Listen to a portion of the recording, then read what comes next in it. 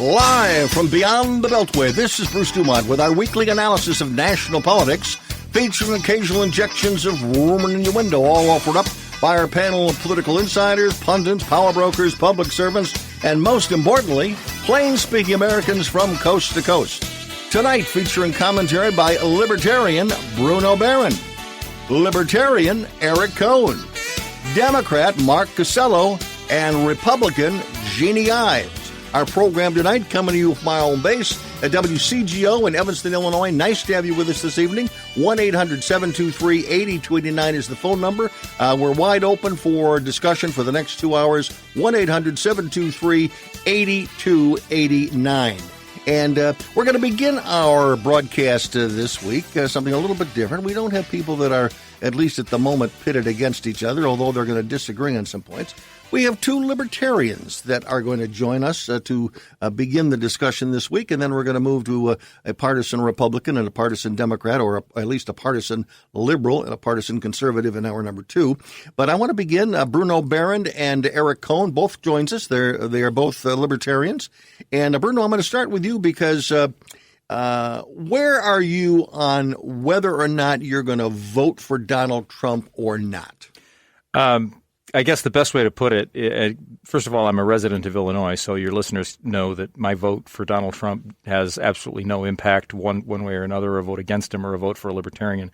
In the last election, I voted for Gary Johnson, not really because I agreed with him that much, but because that was just the best thing to do when you consider Trump and Hillary being the candidate. Mm-hmm. I will say that this time, even though I'm not going to vote for Trump probably because it doesn't do anything, I think I may actually volunteer for a Republican campaign or Republican Party where I will do work for them from my phone in a state like Michigan or Wisconsin.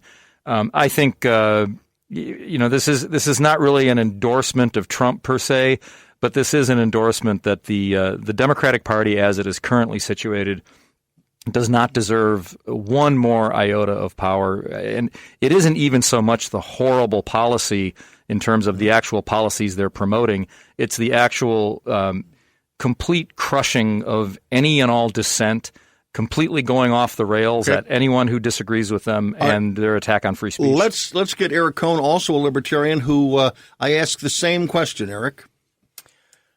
I, as well, am a resident of Illinois, so my vote really doesn't matter all that much. I've never invested a whole lot of meaning in all of that. I can't, in good conscience, vote for Trump or for Biden. I'm not inclined to vote for Joe Jorgensen, the Libertarian nominee, either. I imagine I will probably not vote for anyone, not finding, or maybe just Kanye West just for fun. I can't remember if he's on the ballot here in Illinois. He's not. He's not, so I don't even have that opportunity for some self-entertainment in all of this. But I appreciate Bruno's answer there because he just perfectly encapsulates what I find such the crushing morosity of our current circumstances, that our polarization is primarily negative, in that there's no real ringing endorsement of the Republican Party or the Republican cause in what Bruno said.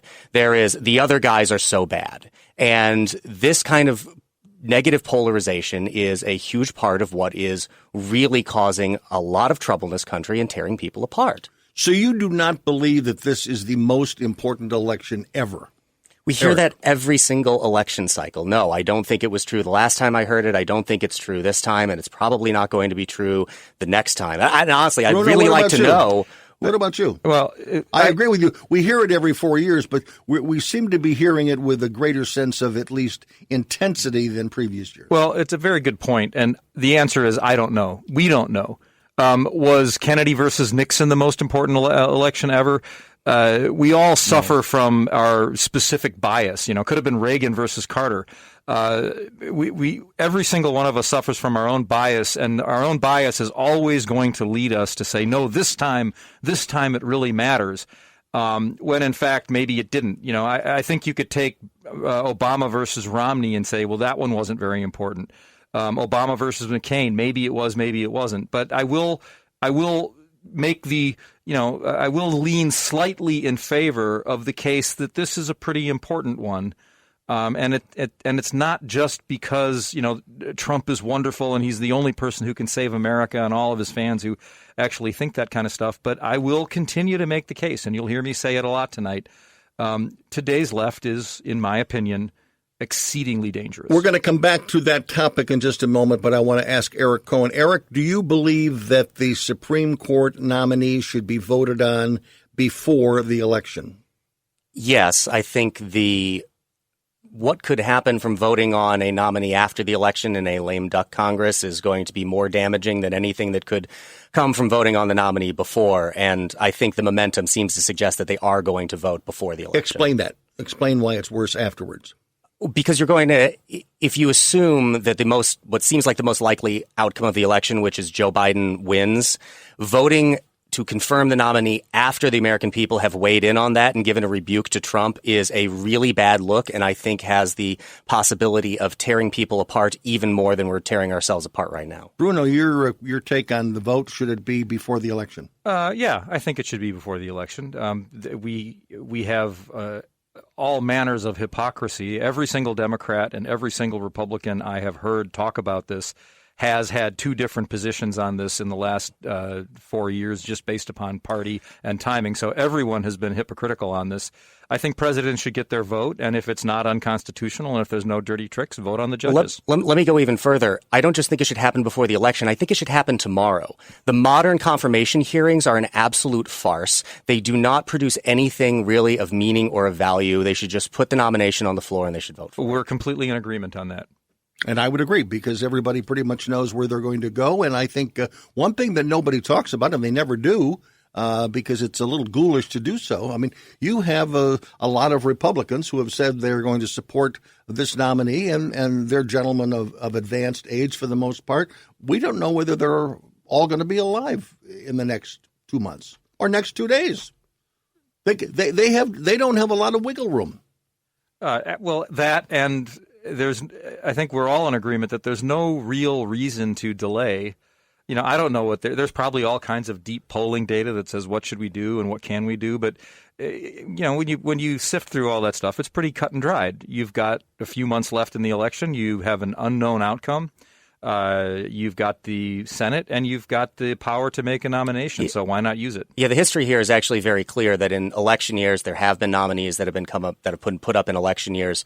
When the presidency and the Senate are controlled by the same party, they're confirmed. When they're controlled by different parties, they're not confirmed. Yeah. And I think the only thing, looking back 4 years ago, because that's the immediate comparison, the only thing we have to argue about was the better thing to do to just give Merrick Garland a vote and vote him down, rather than to deny him hearings and a vote at all, even though that is completely within the Senate's prerogative, advice, and consent, is to just not consider a nomination. There are plenty of examples of that happening in the past. See, what's interesting about being on the show with Eric today is that, you know, for whatever disagreements we may have on various things, we basically see all of this exactly the same way. My position has always been that McConnell and the Republicans kind of won ugly in 2016 by simply stonewalling. I always thought that there should have been hearings and a vote. And it would have been very difficult for them to vote down, because I think Obama picked Garland because he was so milquetoast and moderate. It was a high wire act that paid off for Mitch McConnell. Yes, right. And again, I think it was politically not a good move for him, even though strategically for what he wanted, he played it right. And as people have suggested, don't ever bet against Mitch McConnell when it comes to voting, because he's a master at it. 1-800-723-8029. I'm Bruce DuMont. Back shortly. For some, news is about their opinions. We believe the news should give you the facts without bias, so you can form your own. We believe in news, not talk. Facts, not opinions. News Nation is on every night at 7 p.m. on WGN America to give you the information you need. Everyone calls it the news, but we'll actually deliver on it 7 nights a week in prime time. Find your local channel by going to WGNAmerica.com. News Nation. It's your news, your nation. Bruce DuMont back in Evanston, Illinois. You're listening to Beyond the Beltway. Thanks for joining us tonight. Eric, you were talking about whether the Senate votes before or after the election, and you were making the point that if Joe Biden wins the presidency, it's going to be difficult for existing U.S. senators at that moment to maybe vote on it, because it will be viewed as going against what the voters want. I would argue that in some cases it might be easier for them to vote at that point, because at the moment we know that politicians are generally not profiles in courage. If they have to put up or shut up now, their voters are going to know exactly where they stand. But if they get through election and they are successful, they've got 6 years to mop things up, and it would be easier for them to cast a vote for or against the nominee after the election when they're lame ducks. Potentially, yes. I just don't see the logic of them voting now actually hurting them all of that much, because I see, particularly for Republican nominees, if they vote against Barrett's confirmation, it hurts them way more with their base voters and causes them more trouble that way than I think it does with moderate voters, who I think are going to go their way irrespective of this particular vote. Even for a Susan Collins, somebody like that? Susan Collins, I think, is a different case, given her history and all of that she's more likely to be able to say, no, I'm not going to do it, and conservatives just need to stuff it. But for the most part, people in far more competitive states, like a Cory Gardner, for instance, he needs people who are Republican voters to turn out if he's going to win that. And if he just decides that he's not going to vote to confirm a justice to the Supreme Court, I think that's going to cost him way more than a vote for him to confirm. My concern is way more about what it does to us as a nation, not whether or not it would be a confirmation vote or voting down after the election. I think voting after the election has a much greater toll on us as a body politic than if the vote comes before the election. Bruno, let's spend a few moments talking about what's going to happen to this country after the election. And we can role play it whether Donald Trump wins or Donald Trump loses. But, I mean, first of all, there's the issue which I think the media tends to make a mountain out of a molehill on, as to whether or not he would really accept the results and move on, and Joe Biden would take over. I frankly don't think there's any doubt of that. He flippantly said something, and he sent the news media and Democrats into hysteria for almost 10 days now.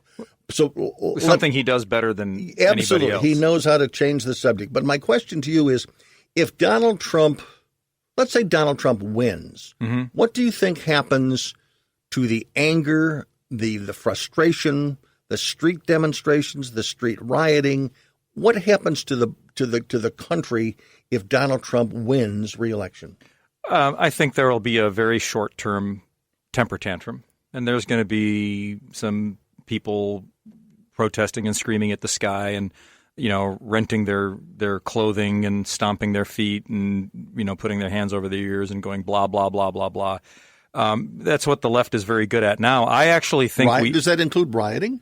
I think you'll see some looting and rioting. We don't really know. Maybe people just take a deep breath and say, well, that was that. But I would expect that with all the energy behind protesting and rioting right now, there's going to be a little bit of protesting and rioting if Trump wins. And it sounds to me like, Eric is a little bit more like Biden has the edge. I tend to think that might be true. It could be true, but I actually think incumbency is harder to beat. I think Trump has a little bit of the edge. We don't know what's going to happen, but let's just say Trump wins.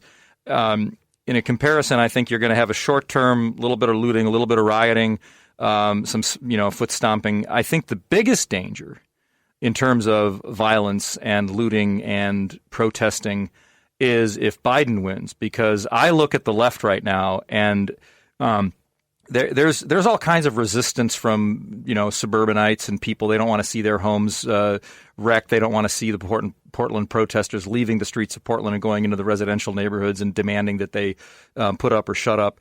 But if Biden wins, and this goes to the different theories about whether or not Biden is actually a candidate, whether he's actually a person who wants to run a country, or whether he is, and this is my opinion, essentially a paper cutout put in place long enough to pretend that the Democratic Party is still moderate or that Joe Biden is going to be Barack Obama's third term.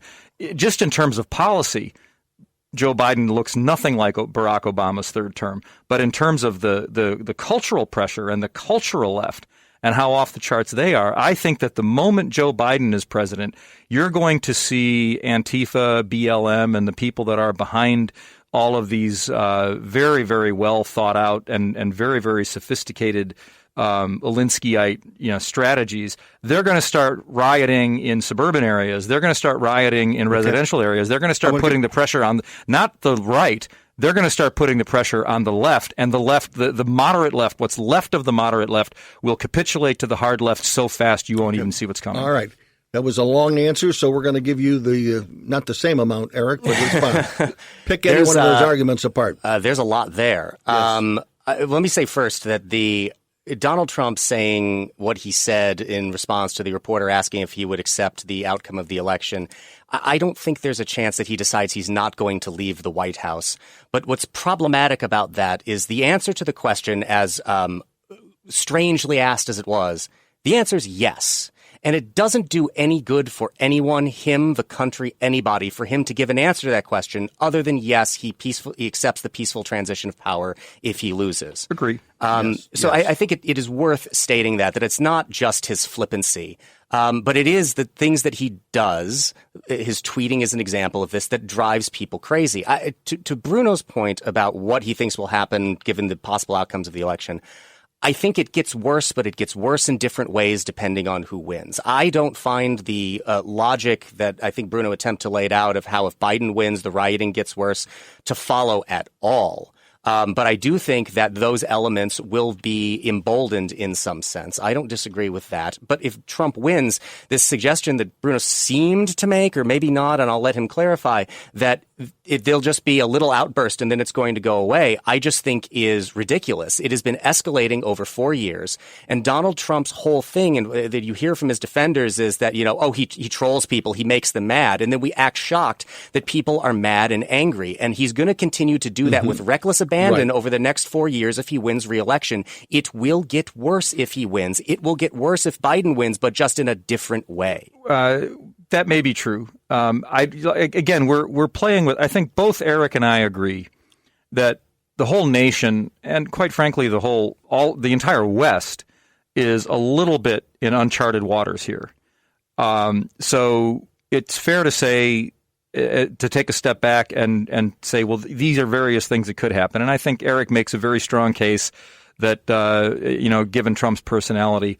But it's also I think there's also a level of cathartic, okay, well, we had the big fight and Trump won, and, he's probably going to continue trolling and there are going to be things. But let's also back up and say that this George Floyd thing that started the riots, first of all, the riots were the level of the riots and the level of rioting and protesting was a function of being pent up for a few months based on COVID. So I don't think the riots happen as strongly as they did absent COVID. I think COVID is something that was a entirely out of left field occurrence. But I also think that the percentage, because it was very high in those early days or weeks, where you had a lot of white America outraged. Yes. It was a legitimate call for justice, which they thought was injustice. Yes. And that's why it was overwhelming the way in which corporate America and everybody responded.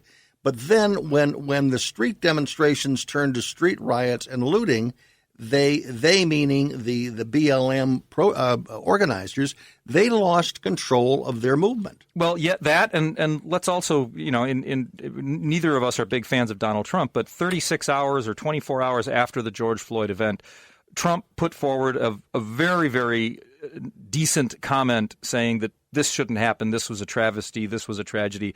So that very quickly disappeared from the radar. And then everybody, which is one of the things that's driven me crazy, is that these riots have anything at all to do with Donald Trump being at fault is absolute nonsense. Could Donald Trump have maybe put some salve on the wounds and talked a little bit differently? Well, of course that's the case, and of course that's not in his personality. But these cops doing what they're doing are doing all these things in deep blue cities that have been run and managed by people like Amy Klobuchar, letting this cop off a whole bunch of times, the cop who killed George Floyd.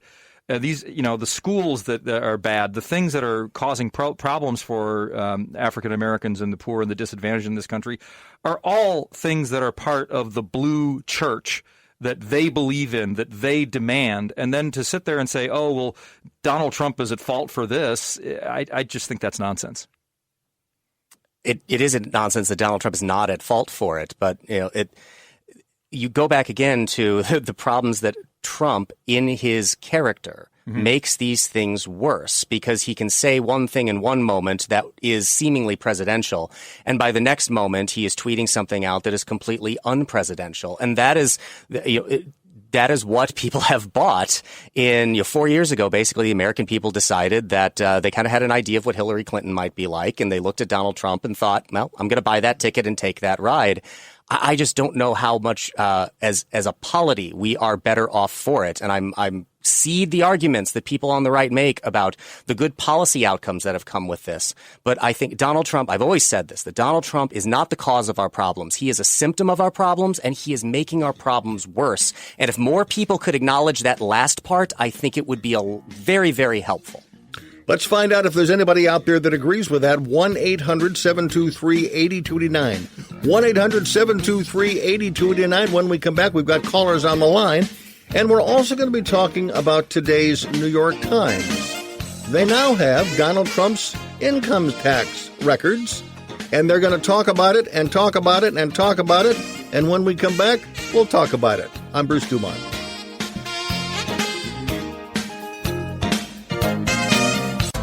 Opinions are everywhere when you watch the news. But what about your opinion? Why can't you just get the facts to decide for yourself? News Nation is on every night at 7 p.m. on WGN America, a nightly newscast in primetime that doesn't tell you what to think. 7 nights a week, News Nation will deliver you news, not talk. Facts, not opinions. Find your local channel by going to WGNAmerica.com. It's your news, your nation. Bruce DuMont back on Beyond the Beltway, wherever you're listening, from coast to coast and border to border. We're here every Sunday night. We have been on the air now we're in our 40th year. We've got a few more shows to do before the election, and we're talking at least with some libertarians right now to talk about what is likely to happen after the election, and we'll be taking some calls in just a second. And also a reminder that after the top of the hour, we're going to be joined by Jeanne Ives. She is a conservative Republican. She is running for Congress in the suburban Chicagoland area, and Mark Cassello, who is a frequent guest on this program, a liberal professor. I guess that's a little redundant, but he will be here to offer some differing opinions on the future of the country. Let's take a moment now and let our in-studio guests, and I thank them very much for joining us here in Evanston, Illinois, to take a moment and introduce themselves, and we'll begin with Eric Kohn. Along with Joe Kaiser, I host Sources with Knowledge, which airs on News Talk 560, The Answer in Chicagoland, Saturday mornings at 8 a.m., and then again Sundays at 3 p.m. You can look us up, and wherever you find fine podcasts, just search Sources with Knowledge. And for my day job, I am Director of Communications at the Acton Institute for the Study of Religion and Liberty, which is based out of Grand Rapids, Michigan. And Bruno Behrend. I am a longtime guest on this show. I guess I started off doing all kinds of policy work with the Heartland Institute. Mm-hmm. I've been working on and off with Heartland as staff since the mid-'80s or late 80s. I have a law degree. I've had a radio show for a while. I'm currently the Senior Fellow for Education Issues for the Heartland Institute. I spend most of my time when I'm working with Heartland or doing something with them discussing education reform and those kinds of things. And then for the time being, based on the way things broke for me, I'm essentially working with an organization very similar to Habitat for Humanity, where we're trying to flip a town from 70-30 renters to 70-30 home ownership up in the north area of Chicago, North Chicago, if you're familiar with it. Okay. And we should mention that Bruno is a prodigious poster of his Facebook opinions, and which I find very interesting.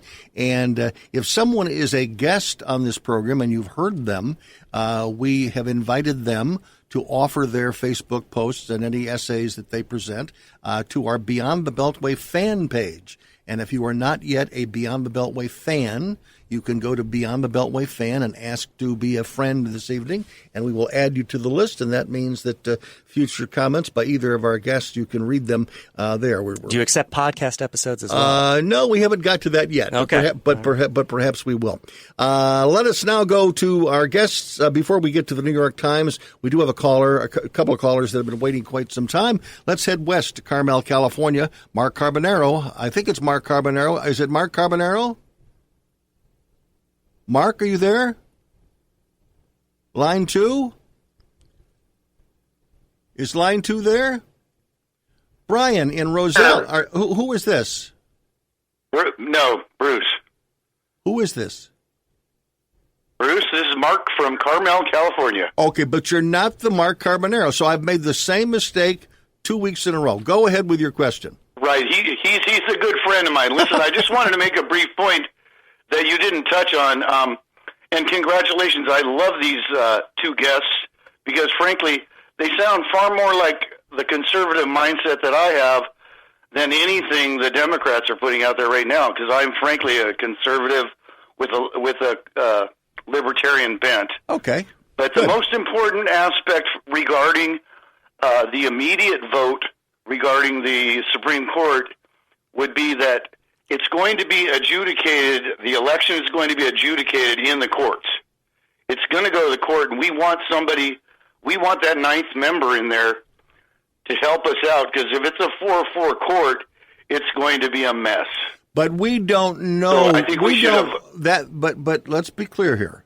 That is your projection. We don't know definitely that this decision is going to go to the courts. We don't know that. We don't know it for sure, but there does seem very likely that there's some kind of litigation coming from some state that is going to have problems with mail-in ballots. That seems very, very likely to me. I think it is important to point out two things here. One, first, that if there's a 4-4 split in the Supreme Court, then the lower court opinion stands. So it's not as if everything just all of a sudden comes to a complete halt. Who would that favor? I don't know. It depends on the jurisdiction. We don't know. It depends on where it's filed. It depends on how it's decided. Exactly. Also, it's worth pointing out that the split right now of the 8 justices is, if you want to go by how we generally associate them, it's not 4-4, it's 5-3. So the likelihood that they would have a split opinion doesn't seem all that likely to me. It's not that it's not a concern. It definitely is better to have 9 justices. But also, Donald Trump would help himself a lot if he didn't try to make this case himself, where it's like, the election could go to the courts. We want to have that 9th person on the court, which he has said it doesn't really wear well on him to make a case like that, because it sounds like I need to get my person on there, so they decide it for me. Well, what I think is interesting about, because Eric has said this a few times now, and I think he and I have very, very similar viewpoints, come from very, very similar directions on a lot of this stuff.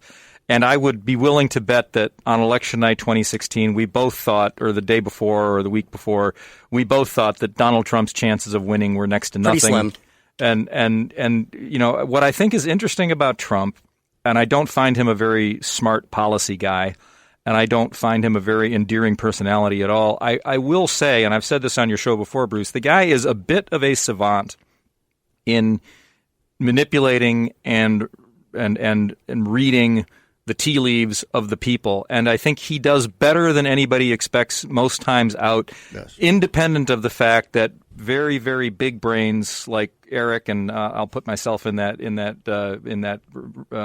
that spot too, who have been thinking about these kind of political things, and like you, who have been following this stuff a long time.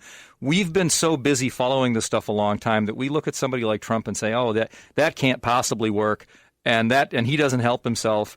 And Trump has been helping himself since he got in trouble with his first divorce in the mid 80s. He's not a very decent person. He's not a very nice person, but I think he sees things that other people don't see. So I think it's so easy for people to count him out for all of the hilariously bad mistakes he's made, and dangerously bad mistakes in other cases, and he just keeps on pulling rabbits out of the hat. So he's not somebody I'm betting against Bruce, anymore. One last comment, if I'm still up. Yes, Mark. Yes. Okay, so Donald Trump is this century's P.T. Barnum, and they only come around once a century. Mm-hmm. And to echo what he just said, he's kind of an idiot savant in a way, but he knows media, he knows people, he knows real estate, he knows business, and it's a very unusual mix that made this special animal that is Donald Trump. Mm-hmm. And I can't say that I like it, a lot of the things that comes out of his mouth. I wish he'd stop tweeting. I wish he'd stop doing this. I wish he'd stop doing that. But I do like what he has done so far policy-wise. Mm-hmm. He's done a whole lot under duress for the last 3 years. Okay. We're going to I want to move on to another caller, but let me just make a point is that obviously the tremendous historic victory of 4 years ago really shocked the political world. It was a historic matter. next week on this program, one of our guests is going to be Corey Lewandowski, who was the campaign manager. And something that I'm going to ask Corey, because in my view, if Donald Trump gets reelected, that's going to be a bigger story than what happened in 2016. I think, to me, it will be a bigger surprise because of the fact that he's had the Democrats and the news media, the mainstream news media, against him for day one. He has a large portion, or at least a portion, of Republicans, now called never-Trumpers, that have been against him. Every day you pick up, if there isn't a new book that's coming out about him, there's some expose, including what's in the New York Times, which we will get to in just a moment after we take this call from Brian, who's listening to us in Roselle, Illinois. Go ahead, Brian. Hello, good evening. Hi. You hear me, right? Yes. Yeah, well, everybody's, speculating on the future. I think Donald Trump is going to lose. And Trump is a very desperate man because he knows if he loses, he's ruined. And he is a criminal. Anybody with half a brain knows that. He's committed tons of tax fraud, probably money laundering. He's in bed big time with the Russian oligarchs. It's the only thing that makes sense. And so Donald Trump will lose. He will be fully exposed. Well, he will be fully exposed as the criminal that he is, so even the dumbest Republican can figure it out. And the Republican Party is going to be banished to the wilderness like it was when Goldwater lost. All this, this decades-long march they've been on for power is going to just collapse to ruin. And it's going to be, in a figurative sense, there's going to be a... Banished to the wilderness after Goldwater lost? You mean like in 1968 when Richard Nixon won and then won in an even bigger victory? I mean, that's even right. Not even historically correct. I'm talking about the conservative movement. Richard Nixon wasn't a conservative. Correct. And then in 1980 you have Ronald Reagan and you have 12 uninterrupted years of Republicans owning the White House. And then right. Bill Clinton who had to run as a Republican. One second. Thanks very much. We're going to go Bruno respond. Thank you for caller. Well, I appreciate the caller's sentiment, and I try on Facebook, which has basically been the extension of my radio show when I had one, to cultivate progressives and liberals to comment and debate with me. So you can look me up on Facebook, Brian, and friend me if you want, and I'd be happy to take this stuff up with you. Look, one of the problems, and I think Eric has pointed this out pretty well, is that both sides essentially are living in two different worlds. The left is living in a world where Donald Trump is in Putin's pocket, despite the fact that there's pretty clear evidence that this was a hit. The whole thing was a hit investigation against him, abuse of power by the Obama administration. And the conservatives think that Donald Trump can do no wrong, and that he's going to win in a landslide, and that Hillary was going to go to jail, and Hillary's emails in Benghazi. And it's like both sides are living in the nonsense worlds instead of looking into the center and seeing where they might be able to fix some problems. When we come back, I want to hear from both sides, but certainly I want to hear from you, Eric, about whether or not the revelations of this past week. Will those messages about the FBI, will they get through to any independent, undecided voter? Back shortly. You should form your own opinions when you're presented facts without bias. That's what we call news. Every night at 7 p.m. on WGN America, news has a new primetime home. News Nation. Without all the talk and without an opinion, so you can make yours. It's not how it used to be. It's how it should be. News Nation. 7 nights a week on WGN America. Find your local channel by going to WGNAmerica.com, because it's your news, your nation. Bruce DuMont back, and we continue. We've waited a long time, and we're going to talk about this in hour number 2. But what is your reaction, Bruno, to the New York Times story today? They've discovered Donald Trump tax returns for the last umpteen years, and they say he hasn't been paying much in taxes. This is going to be like every other story that the New York Times tries to break. I don't think it's going to mean that much. I think the worst thing it could possibly mean for Donald Trump is that people find out that he's not as rich as he says he is, which might be the case. I think that's why he's been hiding them for so long, not because of any crime or anything like that.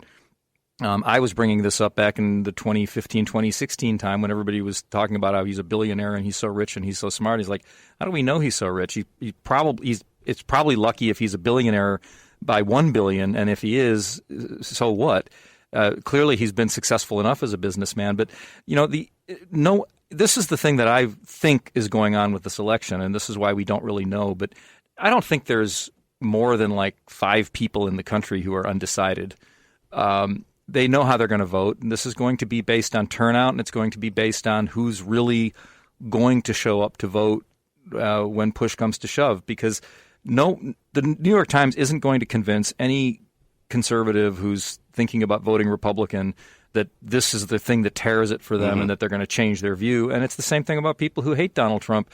Donald Trump could pull, like some big coup out of his hat with Kim Jong-un and some peace deal. No one cares about that. That's not going to make them vote for Donald Trump. Does anybody care about Hunter Biden in your view, Eric?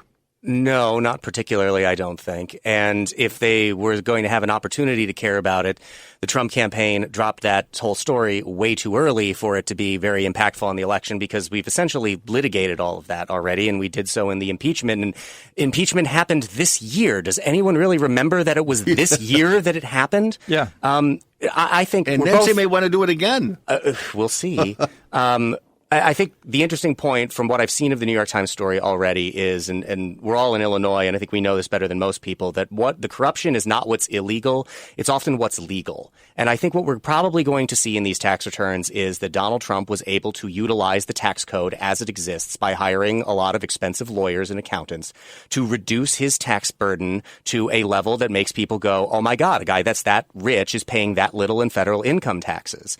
And until somebody can demonstrate that he was doing it by illegal means, then what we should take from the story is that the federal tax code is an absolute disaster. It should be scrapped in favor of something that is far more simple, because complexity is a subsidy.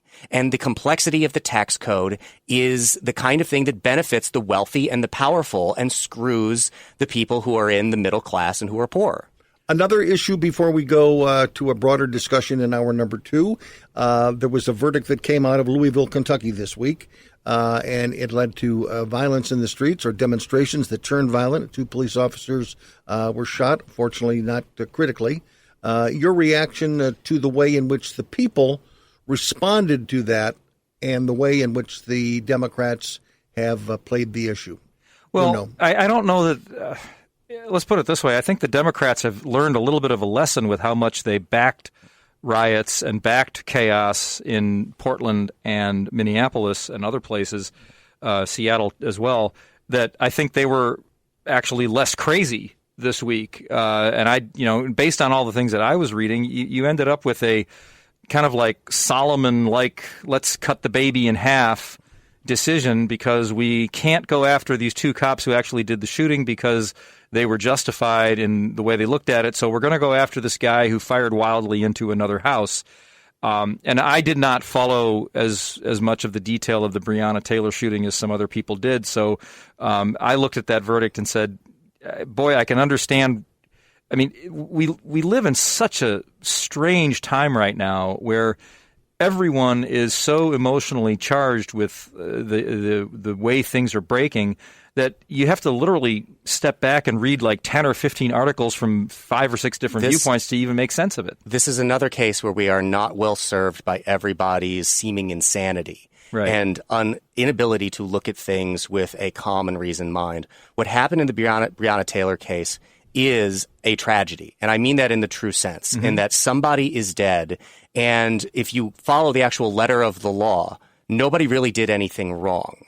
You have this no-knock warrant that they were executing, and they say that they announce themselves, but the way that these things often happen is it's knock, announce, battering ram. Yeah. And at 2:30 in the morning, you're going to be alarmed and get out of bed. You had a legal gun owner who gets up and starts shooting at the people coming into his apartment, and he doesn't know who they are and didn't know they were cops. Yeah. David French had a really great piece at the Dispatch pointing out that you have this tension right now between castle doctrine, that if somebody's coming into your home and you're a legal gun owner, you can return fire, and these no-knock warrants. And until we sort that part of it out, nothing good is going to come of this. And I will take I'm obliged as a libertarian to point out here that all of this flowing from the war on drugs is just another point in favor of why the war on drugs is a disaster. It should be ended immediately. And it's not that it's going to be utopia when the war on drugs is ended. There will be bad things that happen too, but there will be less of this kind of stuff happening. And I think we should all want that. Should there be a greater responsibility on the part of both parties, as well as the media, to educate the public when it comes to matters like this, and not just pick up a narrative that happens to be friendly to your political space, and explain that when you have a grand jury is secret. Bruno and I have both. You can't release that to the public, and you've got thousands of people clamoring it to be released. Bruno and I have both been on political campaigns, and we know that politics is not the realm in which you educate people. Yeah. The responsibility of the media to be clear about all of this is where it should happen, and the fact that they are so often not, and it's only people that I read like David French who are doing a good job of explaining the tension that exists here. That's what should be in the New York Times. Yeah, but it's not going to be. I agree. What they want. I'm at no moment of, agreement. We agree that we disagree on this point. No, we agree on this. Yeah. We agree on this. The media sucks. Okay. When we return, our guests for hour number 1, they will be back because they were so good. And in hour number 2, we're going to be hearing from Jeanne Ives. She is a conservative Republican. She's running for Congress from the suburban Chicagoland area. And we'll also hear from college professor Mark Cassello. Liberal and Democrat, liberal and Republican, all coming in the second hour.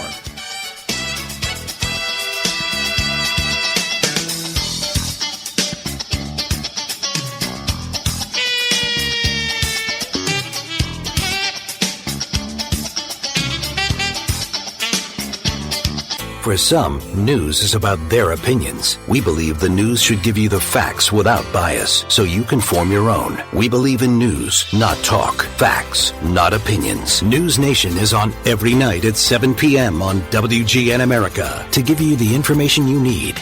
Everyone calls it the news, but we'll actually deliver on it 7 nights a week in prime time. Find your local channel by going to WGNAmerica.com. News Nation. It's your news, your nation. Jill, why don't you tell the class what you did this weekend? Well, my dad and I went in search of some magical minnows and found a zillion of them in the stream from our lookout rock. Then my sister and I escaped from an evil slug king and went back to my super twig fort for safety. Then we told stories till it got dark, and the Big Dipper led us all the way home. Wow. Where were you, Jill? We went to the forest. It's not that far away. Ask your parents to take you and your friends to the forest this week. It's closer than you think. Check out discovertheforest.org. Brought to you by the U.S. Forest Service and the Ad Council. Bruce DuMont back for hour number 2 of Beyond the Beltway, wherever you're listening from coast to coast and border to border. Nice to have you with us. Our phone line's open at 1-800-723-8289. Also, you can hop on Facebook because we are live on Facebook and YouTube, and we'll take comments that are coming in from there as well. We are now welcoming to our broadcast for hour number 2, Jeanne Ives. She has been a frequent guest on this program. She is a former state representative. She is running for U.S. Congress against Sean Casten in suburban DuPage County and Cook County around Chicago in the western suburbs. And Mark Cassello joins us. He is a English professor at the College of St. Joseph, and we thank you very much for joining us. I think they're all there. Is everybody there? I just saw Jeanne pop on the line, and now I don't see her. So was she? I'm here. Okay, we're there. I just thought maybe you had been kidnapped by Sean Casten. By the way, we should mention Sean Casten is your opponent. He has been invited to be a guest on this program, and he has not yet responded to our inquiry. So for those that are wondering why we have one candidate on and not the other, there's your answer. And again, I'm just saying to Andy, I am not seeing Jeanne Ives anywhere on the screen here, so I'm flying a little bit blind. But let me ask Jeanne this question. Jeanne, one of the things that Congress is working on now in the House is what will be the new COVID-19 assistance program for American citizens. The Democrats have a plan for it, but it doesn't seem that it's going very far in the Senate. So should you be elected in November and you head to Congress in January, what would be your concern about taking care of people insofar as financial support to fight COVID-19? Well, Bruce, to my understanding, the last bill that Nancy Pelosi passed out of her Democratic Congress was a $3 trillion massive spending bill at the end of May. Since subsequently, everything stalled after they teed up a $3 trillion spending bill. And that bill was a massive bailout. I mean, nearly $1 trillion were for state and local government bails out, and 2/3 of that had nothing to do with COVID cases or unemployment or anything like that. They were bailing out student loans. They were handing out checks to illegal immigrants. They were putting in universal mail-in voting. So it had a lot of stuff not related to COVID. And so you've seen over the summer, things have just petered out. I think that there still are the biggest stall again is bailing out bankrupt states and local mismanaged states and local localities. In the state of Illinois, we know what that looks like. We know that looks like a massive bailout for Chicago and the state of Illinois, and that would be an immoral choice to be making, because once you bail out a state like us, Kentucky is next, Connecticut, New Jersey, and Illinois' debts will not be solved with even $42 billion in assistance from the federal government. It may help fill some budget holes in the future. It will not solve our long-term debt problem. That needs massive reform. Mark Cassello, let me ask you, you're not running for Congress, but again, I want you to weigh in on the Democratic plan here. They want to bail out big states that are in financial trouble. And that's a portion of what they're asking for, and they're surrounding that with some support for those that need COVID support. Do you think that's the way to handle it? Wouldn't it be wiser to just focus on the problem at hand, which is Americans who are affected by COVID-19? Yeah, it does make some sense to maybe defer that relief to the states until we get a better assessment of exactly. We know there's going to be massive budget shortfalls, but maybe separate that out from the immediate relief to the businesses and the individuals. The Paycheck Protection Act was vital to small business, keeping people employed, as well as that $600 addition to the unemployment. I was okay with the Republicans trying to taper that down. That seemed to make some sense if employment was coming back. But I don't see why we can't find common ground on this. If we can get a Supreme Court nominee through in 30 days, I think we can take care of the American people. Jeanne Ives, are you in favor of a vote on the Supreme Court prior to Election Day by the Senate? Yes, I am. But, if the tables were turned, like it was before with a Democrat president and a Republican Senate, then I'm fine with the decision they make then too, because here's the deal. When you look at it, we have a set of rules and laws. Now, we have seen massively how over the summer those have been broken by just not rioters and looters, but even aggressive governors who want to impose edicts from on high that are just guidelines and call them laws. But you've seen a lot of lawlessness going on. If we all judge each other by our Constitution and our laws, then the argument is moot, right? The president can nominate. The Senate can decide to agree to it, to agree to hold hearings, to agree to have the person seated as a judge or not. That is the rule. So, the Senate can do what the Senate wants to do. The president can do what the president wants to do. Those are the rules. It just so happens that they both happen to be in Republican hands at the moment, so the Republicans get to decide. That's why elections are important. Who you elect actually matters, and it does have consequences. I don't see why this is such a big discussion about, well, we set precedents here, and we set precedents there, and there's this Biden rule. It doesn't matter. The Constitution rule is that the president nominates and the Senate confirms. And that's just, they're going to decide. So Bruno Behrend, I'm going to bring him into the conversation because one topic that I know is near and dear to his heart, and I believe that it's near and dear to your heart as well, but I want him to frame the question for us, and that is the issue of choice for education, pro-choice for education. And I'm wondering to what extent do you think Congress has a role to play, if at all, that Jeanne Ives could weigh in on? Well, obviously, we want education policy to be made as close to home as possible, preferably in the home.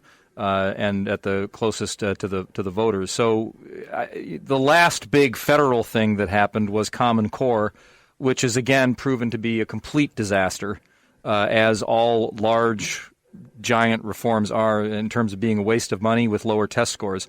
So as far as what Congress can do, I think the easiest thing would be for them to get out of the way. Or possibly, and I know that they've spoken about this a little bit, is, and this is one thing that has been bandied about on the Republican side, is to give kids vouchers if they're going to a failing school. So your state won't allow vouchers or your city won't allow vouchers, fine. You get a federal one. If your school's failing, here's some money. You can go to a school of your choice. It's very, very hard to produce a law like that and actually have it work effectively from the federal level. So the less the federal government does, the better in these instances would be my view on that. Do you agree with that, Jeanne? I 100% agree. I also think that it's interesting during COVID that you have a number of educational institutions that are going full remote. This does not serve the students well. I've interviewed mental health experts, medical experts. They all say kids need to be in school. And so I know there's some discussion about if you're going to keep your kids shut out of school, that they possibly should take some of this federal money as well and be able to choose a different school of their choice. Around me, the private schools are open and they are operating just fine. When we come back, one of the other issues that is being discussed in this campaign, and I know it's near and dear to your heart, Mark Cassello, I want to bring it up, and that is the issue of systemic racism. Does it really exist, and how important is that issue for Democrats running in November, both for president and members of Congress? Back shortly. There are everyday actions to help prevent the spread of respiratory diseases. Wash your hands. Avoid close contact with people who are sick. Avoid touching your eyes, nose, and mouth. Stay home when you are sick. Cover your cough or sneeze. Clean and disinfect frequently touched objects with household cleaning spray. For more information, visit cdc.gov/COVID-19. This message brought to you by the National Association of Broadcasters and this station. A few years ago, Steve Faircow's lungs were failing. I don't think I had more than a couple weeks to live. That's when Steve received a lung transplant made possible by an organ donor. Now Steve can do things he never imagined, like climbing 94 floors to the top of a skyscraper. I never knew that breathing could feel this good. It's an incredible gift. What could you make possible as an organ, eye, and tissue donor? Leave behind the gift of life. Go to organdonor.gov, U.S. Department of Health and Human Services, Health Resources and Services Administration. Come on back. We continue with another segment of Beyond the Beltway, and the Democrats, as they make their case to the American people, seem to be focused in many cases on making the case to the American voter that Americans are systemically racist and the country is systemically racist. Now, Mark Cassello, have I overstated your position, but you basically agree with that? You framed it that the Democrats are saying that the American people are racist, and I would sort of disagree with that characterization. So the people are not, but the country is. Yeah, I don't know if that's exactly how it's being characterized, but the fact is, I think, Bruce, you and I have gone back years on this issue, and I think you would agree that there is certainly inequity between the way African Americans are treated in our judicial system, in mass incarceration, in education. Now, the sources of that is what fuels a lot of the debate on Beyond the Beltway. Is that a matter of personal responsibility? Is it an inequity of opportunity? As a professor, I teach students from diverse backgrounds, and I can just say that the number one factor really affecting students coming in is the economic prosperity of their family. If you can improve that situation, the education comes with it. The parents want the students to do well. We place a lot of blame on the teachers, on the curriculum, but I think in the end, we have to find ways to bring prosperity to the families. But I want to see some leadership from the Democratic Party. If there is systemic racism, as it seems evident to everyone who's looking, many people who are looking anyway, is there a legislative way out of that? I don't know how you legislate your way out of a racist undercurrent. Let's turn to Jeanne Ives. Jeanne, I want to get your reaction to whether or not you think the country is systemically racist, and pick up on what Mark suggested, that maybe there's some legislation that needs to make its way through Congress. Well, I really liked what I heard from Mark, because he is focusing on institutions that at their core, you don't want to believe are systemically racist. You want them to reform themselves. You want to give kids opportunity. I know he mentioned education specifically. Now, I would make an argument, and we just talked about school choice. I mean, I would make an argument that there are places where the schools do not work for those in poverty, and they're not getting the best education they can. And that having systems that don't educate the kids well, passing them along, for example, grade inflation, for example, not holding them to hard standards, I think that's a problem. Those minority communities tend to get a lot more support. I'm going to be honest with you. I know a lot the education budget in the state of Illinois. They get a lot more support, but they may need. We need to reinvent them. We need stricter standards to bring these kids along and to help their parents along. I think it's a shame that you had reports that during the remote shutdown, when people were handed out Chromebooks and computers, some of the parents went and sold those. It's just another reason that you need to have your kids in school, because schools have become an oversight area to help kids along. But this is a big topic. I can't give it justice in 8 minutes, but I would say that America as a whole has gone a long ways from not being racist. We don't agree with that. It's really probably the worst name you can call anybody these days is a racist, and everybody wants to give people a hand up. Eric Kohn, you want to weigh in? Yeah, so I think a lot of the claims that we see from a lot of the more radical voices about systemic racism are very overwrought and overmade, but I find it helps to put it in the context that I think one could understand systemic racism.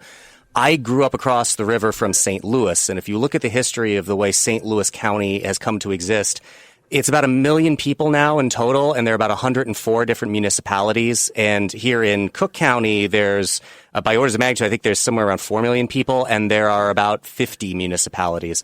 The way that came to be is people moved out of the city center. They would move to an area, they would zone it off. It was just a neighborhood oftentimes, and there would be no multifamily occupancy housing to keep, this is when white flight is starting in the 50s. And as soon as the upwardly mobile black families would move in, they would move further out. They would do the same thing.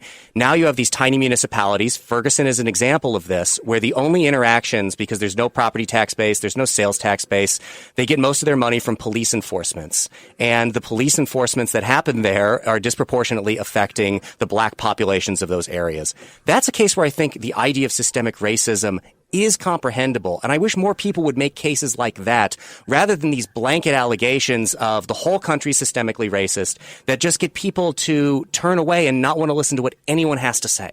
Bruno. Yeah, that's a very, very good point, which I've made many times in my discussions with this stuff too, especially the St. Louis and Ferguson. I will say this, and this is where I get to use one of my sound bites. There is nothing in this country more systemically racist than a school district.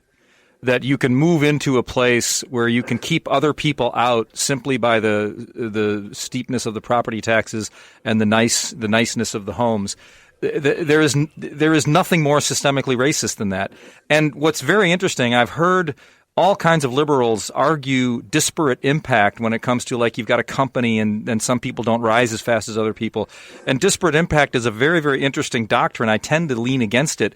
But if you look at the education policy in this country, nothing should be more gutted, nothing should be more ripped out by the roots reformed than education simply based upon disparate impact doctrine. If you really start looking at it. So I think, it's very easy for conservatives, and I'll use my conservative audience that I have on Facebook. You say something about systemic racism or white privilege, and the conservatives just go nuts. Their heads explode, and they act like you're a Black Lives Matter Marxist or something. And I just keep on trying to tell them, it's like, no, take a step outside and look at this stuff the way it really operates, and you can kind of see where the disadvantaged community, the black community in particular, has a legitimate beef. And here's an idea. If you listen to them and talk to them about it, you might just get their vote if you do something about it. And that's where we should be in this country and having these discussions. Jeannie, to what extent does the discussion of race in the country, to what extent should that conversation maybe originate not from the poor black community, but maybe from the affluent white community? Or will the African Americans not listen to a discussion that begins, let's say, in suburbia, in Wheaton, Illinois? Well, listen, we have school districts here piecing together Black Lives Matter, Black Lives Matter, Black Lives Matter videos of various teachers, white students, whatever, basically after the George Floyd incident, essentially making sure that nobody thinks that they're racist and that they stand for BLM. And you had school districts put that out, and then they got in trouble, actually, because they put out links that also linked to political sites based off BLM, which was wrong. But this is the deal. You already have people that are white essentially sounding the alarm, making sure that people don't think that they're racist. Like I said, it's the worst name you can call somebody. And so they are embracing this already, to be quite honest. And I think that people need to reflect on how they run their business, how they run their individual lives, how do they raise their kids. You see individual incidents of racism. I'm sure that does exist. But there's, I think systemic racism gets thrown around an awful lot. If you give me one more minute, let me tell you why I think that. Go ahead. Okay. 9 West Point graduates from the classes of 18 and 19, 7 of who won scholarships, postgraduate scholarships to Rhodes and Marshall scholarships. 9 of them wrote a 40-page manifesto saying that West Point is systemically racist. And some of their demands were safe spaces for minority cadets, of course, changing the names like Lee Barracks, where I spent 3 of my 4 years. And then on top of it, there are 4 top officials, a 3-star who is a black man. He's the head of all of West Point, a 1-star dean, a 1-star commandant, and a 1-star brigade tactical officer. The one of the requests from these woke graduates was that those 3 white top officers write personal apology statements for their whiteness. And yet these cadets had they were specially tracked to win these scholarships. I know that because my son was on that track. All right. They were given special attention, and yet they say that West Point is systemically racist. That's where it's got to stop. I mean, this is nonsense. If you can't pass the indoor obstacle course, guess what? You fail. If you can't find all your points on the land nav course in the allotted time, you don't win. You don't fail. You fail. It's the most egalitarian, objective grading system I've ever been a part of. Now, Mark, the president recently went after teaching and the teaching of what he described as anti-American curriculum in colleges and universities, and he didn't get into high schools, but primarily colleges. I know you don't agree that exists, but do you understand how a conservative can believe that? Well, I understand that in critiquing America, you can lose sight of the good qualities about America. So I understand where conservatives might say, hey, there's a narrative that's being told that's sort of obscuring the great things America has accomplished. Would you agree that college professors tend to perpetuate that belief? I don't know. In my experience, there are many conservative professors and colleagues that I have, and some of my favorite professors as an undergraduate were conservative, so I do think, and people are patriotic, but just because you're critiquing a country doesn't mean you're not patriotic. In fact, of course, if those most vociferously critical of the country are often very patriotic. So I think. While a particular curriculum that President Trump doesn't like, the project about slavery from the New York Times, I think it's important. We don't talk enough about the legacy of slavery. This is a multi-generational trauma. That's still leaving an impact. I've got to interrupt because we're going to a break. When we come back, I want to hear from our libertarians in the studio about maybe some changes in academia.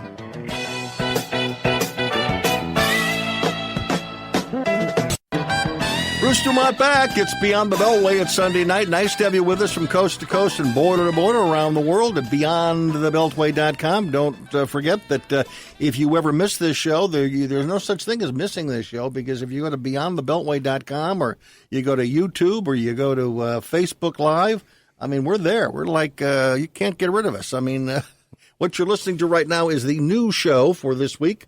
And again, obviously, the audio version plays on Spotify and all the other audio devices that are out there to collect it and save it forever. Let us let all of our guests introduce themselves, and we're going to begin with Jeanne Ives. Jeanne, tell everybody who you are and what's the most important thing in your life at the moment. Well, I'm running for Congress in the Illinois 6th Congressional District, and we've got 37 days left to get our message out. So that's really important. I'm a West Point graduate, a military mom, and a mother of 5. And also, I should say, for those listening around the country, if Jeanne Ives did get elected, she would probably become one of the, I think she would become one of the more well-known members of the House of Representatives, because she's very articulate for her conservative cause. And we should mention that we have invited your Democratic opponent, Sean Casten, to be a guest on this program. We've left several messages for him personally and also through the campaign, and we would hopefully give him the opportunity, as we've given you, to share your thoughts and opinions with our audience. Mark Cassello, tell everybody a little bit about your background. Sure. I'm Mark Cassello. I'm the Director of English and Media Communications at Calumet College of St. Joseph in Whiting, Indiana. And I'm also involved in historic preservation in Chicago's Pullman National Monument. And Eric Kohn in studio with us. Along with Joe Kaiser, I host Sources with Knowledge on News Talk 560. The Answer airs Saturday mornings at 8 a.m. and then again Sunday at 3 p.m. You can search Sources with Knowledge on any place you go to find podcasts. And my day job, I am the Director of Communications for the Acton Institute for the Study of Religion and Liberty. Bruno Behrend. My name is Bruno Behrend. I'm with the Heartland Institute. I'm the Senior Fellow on Education Issues, focusing primarily on education reform. And when I'm not doing something on education reform, I'm actually flipping houses for Jesus through my church, where we're trying to flip a town from mostly rental to mostly ownership and bring back a sense of a social network. Flip a town for Jesus. That sounds like it should be on HGTV. Yeah. It should, but I don't know if HGTV would go for that. EWTN at least. Yeah, there you go. Let's go to calls. Bonnie in Crown Point, Indiana, is calling us. She's a regular listener to this program. And Bonnie, what words of wisdom do you have for our panel this evening? Well, I'm a little confused. I've heard the phrase systemic racism and institutional racism, and I think they're kind of the same. So when you talk about schools, for example, I think that when you have failing public schools, the Republicans, the conservatives talk about giving school choice and getting kids out of crappy failing public schools that are, local schools. Mm-hmm. But, there's also that thing, the support from home. My mother is a many, many year retired state public school teacher. She taught in Oak Park River Forest, and she remembers having African American students who had, their mothers worked very hard to move over the border into Oak Park so that their kids could attend the Oak Park schools. And she would remember that, a kid would be working really hard, and then one of his classmates would say, "Hey, you're acting white," Mm-hmm. So part of that's cultural. Part of that has to do with, a lack of support from home. Part of it has to do with failing public schools, which, the Democrats are all about public schools. And so, so there's that. And then if you talk about the institutional racism, what institutions do we have? We got Hollywood. That's, liberal Democrat. You've got sports. That's liberal Democrat. You got the media. That's liberal Democrat. So exactly, if all the institutions are liberal Democrat, well, there's your institutional racism right there, no? Mark Cassello, speak to Bonnie's point, and how with all of those institutions that Bonnie has identified as liberal Democrat. How can they possibly have a conversation about race if they want it to be a monologue, not a dialogue? Well, so Bonnie's calling from Crown Point, Indiana, yes. and people around the nation who aren't familiar with the area. That's a good example of what Bruno was speaking to about the disproportionate funding of education. Crown Point, Indiana is just down the road from Gary, Indiana. And the property tax base of Gary had been depleted as businesses and economic activity and residents fled from Gary as it became predominantly African-American and as the steel mills closed down. And Lake County, Southern Lake County, got resources that Gary, Indiana to this day doesn't have. And so there's an example where that would be what I would consider systemic racism through the property tax-based funding of education in that county. I would disagree that the media wholeheartedly is, or whole cloth is liberal. I certainly grew up listening to Bruce and other moderate pundits and conservative pundits on the radio. Rush Limbaugh has been broadcasting very successfully, probably one of the most successful broadcasters for decades. So I don't think we can, cast with a broad brush. And yes, Hollywood certainly, is in an ivory tower of its own, in the same way that academia can sometimes be. If media, thank you very much for your comment, but if media wanted to lead such a discussion and they want to keep off the table, they want to keep off some of the cultural things that Bonnie referenced. They don't want to bring those things up because some African Americans might be offended by part of the conversation. They may not want to acknowledge a portion of the things that Bonnie has referenced. And so their voice is not heard. How real is that conversation? Well, I would say let the African American community lead that conversation. So often it comes from a reporter who's outside the community, who's outside, coming in and speaking to these issues. But let's have a conversation. Let's let the African American community lead a discussion, which they've been trying to do. But so often it gets reduced to sound bites and conflict and heartbreak.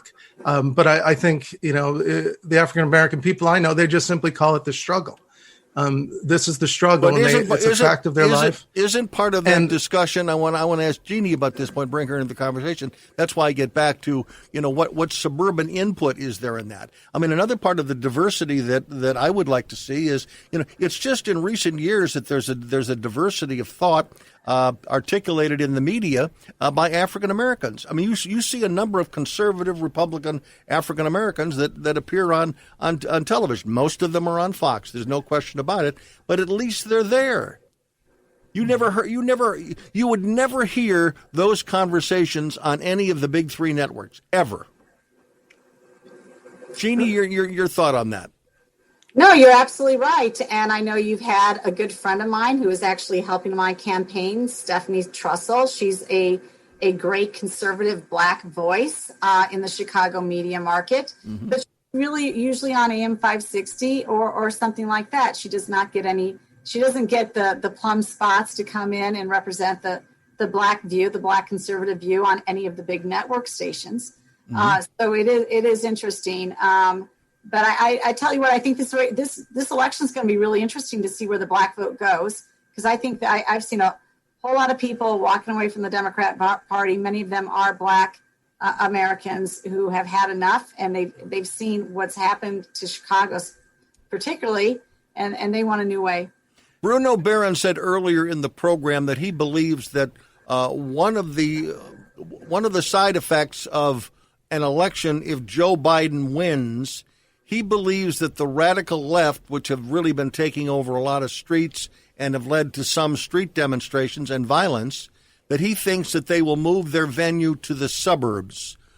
Since your district includes virtually all of suburbia, what is your take on the involvement of perhaps violence or violent demonstrations emerging and heading towards your neck of the woods, Jeanne? Well, I'll be honest with you. If they want to try that game here in the suburbs, at least with our current state's attorney and prosecutors and our local police force, they will be shut down. We will not tolerate it. We will not have a revolving door like Kim Foxx has in Cook County that just lets offenders off. I would suggest we're going to take the Ron DeSantis approach and basically slap on charges that are going to stick and put them in jail. In fact, this did, in terms of just general crime, here where I live in the suburbs, we prosecute the crime, we put them in jail, we give them a high enough bail that, especially if it's a serious armed offense, we're not letting them out. But just a mile from my house, there was an armed home invasion. Not that far away, there was a armed carjacking. So it is happening. The crime from Cook County and Chicago has seeped over into the suburbs, but we have not seen, we've had some little looting and rioting in Naperville, very little. That got tamped down. And I think if they want to bring their game to the suburbs, I think here in the suburbs where I live, we're not going to take it. Eric Kohn, do you think that law and order is going to emerge as maybe a deciding factor with a lot of people in the closing month of the campaign? I don't think so. And what I think is interesting about that is the Washington Post poll, and there was one other, showed that Joe Biden was outpacing Donald Trump on the law and order argument by about 10 points. So the whole idea to make this about law and order from the Trump campaign side does not seem to be resonating. Again, we've got 30-some days to go. We'll have to see what happens, but I don't see it really resonating at this point. I want to hear Bruno's response when we come back. I'm Bruce DuMont, 1-800-723-8289 from coast to coast and border to border. One more segment, and we've got some callers on the line.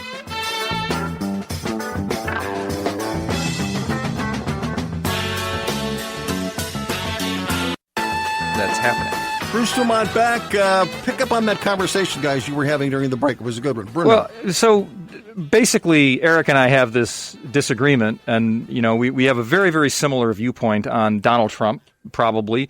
Very, very similar viewpoint on the fact that America needs to find a way to come together again, or at least talk to each other again. My beef is with the viewpoint that says that, Donald Trump is so horrible that we have to get rid of them, while ignoring the stuff that's going on the other side of the aisle. And what's going on the other side of the aisle, and I kind of wanted to get into this, and I don't want to get too arcane, but if you want to find out more about it, you can go to a website called newdiscourses.com by James Lindsay, or you just look up James Lindsay and his conversation with Joe Rogan.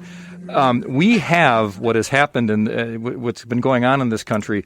We have a takeover of all the institutions. And the caller previously mentioned about the news, the sports, the corporations. We live in a country where you could be sitting on a Zoom call with your corporation and you could say, well, I think all lives matter, and you're fired.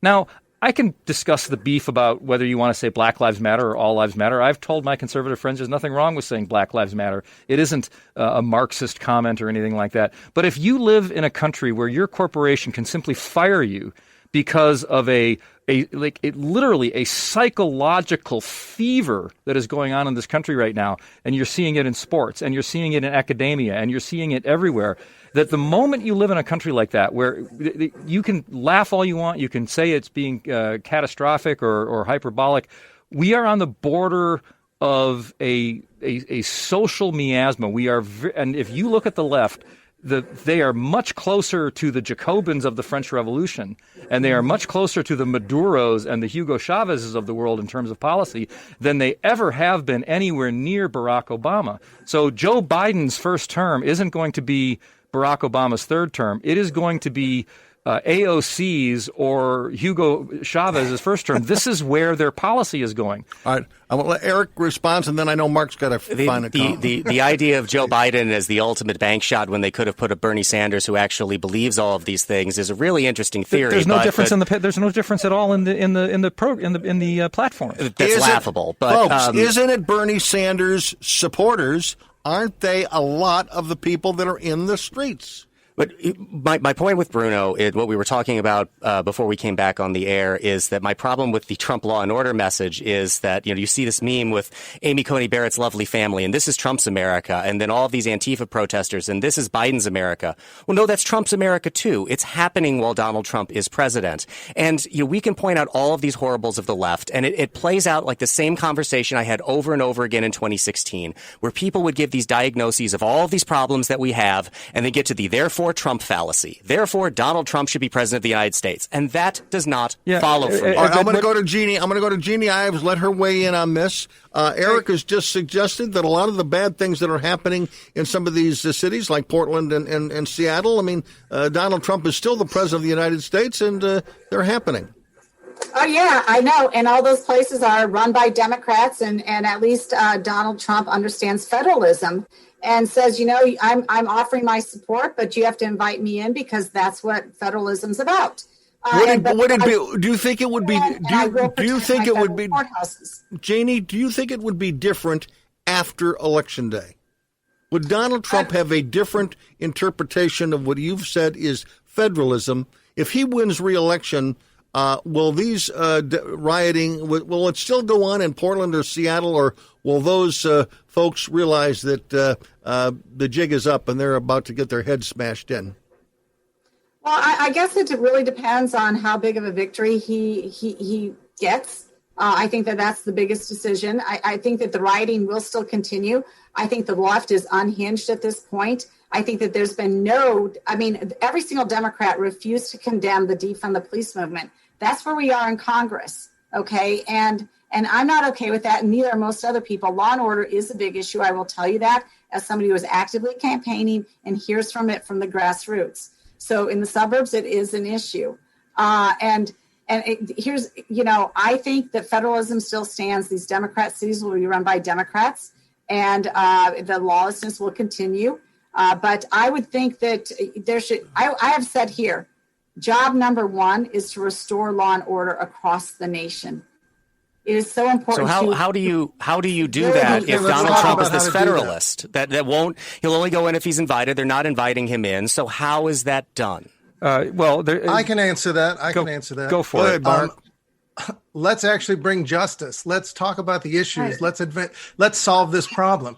To Bruno's point, I don't disagree with him that things may have swung too far where, it's much easier to attack somebody for their political speech than to unravel this problem we're facing as a culture and as a nation. But there is a real problem here. And so the question isn't when are we going to send in the National Guard to break skulls? The question is, when are we going to bring justice? When are we going to realize that militarizing the police is maybe not the way to go? I don't think the libertarians in this group favor militarized police forces in our streets. Martial law. We don't want that kind of civilization. And I think you get there. This is good trouble, as John Lewis said, or Reverend Vernon Johns. When you see a good fight, get in it. These people are in the street, but what's the happy ending? And they have a legitimate demand. Mark, what's the happy ending in Portland, Oregon, and Seattle? What is the happy ending? The happy ending is, as a nation, we start addressing this, maybe with a congressional committee on police violence. Wait a minute. This is presupposing that this is a problem across the nation. It's just not true. It is a problem primarily in Democrat cities where they don't have the proper justice policing going on or justice being meted out. That is the problem here. And to basically, how many more people have to die before it's a national issue? You are impugning the rest of the nation for really places run by Democrats and have been. We are all in this nation together, Jeannie. You and I are in the same communities. They're American cities, not Democrat cities. We should be a little more careful about that. This is what the Democrats want to do when they get in office. They would like to federalize every single decision because they know it's easier to control one half of 535 legislators and make everything a federal issue rather than federalism. On that moment, Jeannie, we are out of time. Jeanne Ives, she is a congressional candidate in Illinois' 6th congressional district. She is a Republican running against Sean Casten.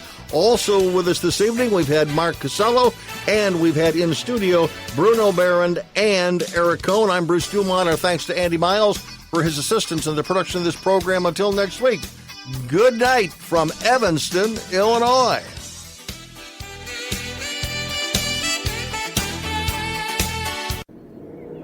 What is hope?